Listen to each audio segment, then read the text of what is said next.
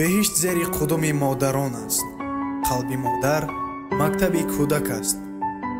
تنها تولد کردن کودک زن را مادر نمی کند. مادر اگر مرگ به مثل برف زیر پایهایت ببارد هم میخواهم که در جنت زیر پایت خنک بخورم. با کدام مرتبه والای رسیده باشم از رضاگی مادرم نشأه گرفته است. تنها مادر میتواند ما را 9 ماه در بطنش، 3 سال در بغل و کف دستش و 1 عمر دیگر در قلبش حفظ نماید.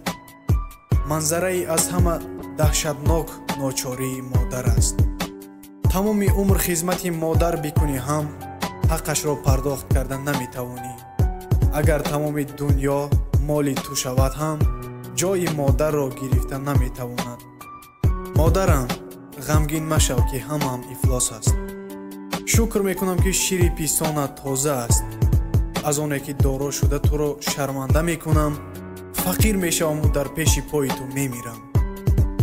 مادرت را دائما دوست دار و قدر و قیمتش را دان، زیرا دوباره صاحب مادر شدن غیر امکان است.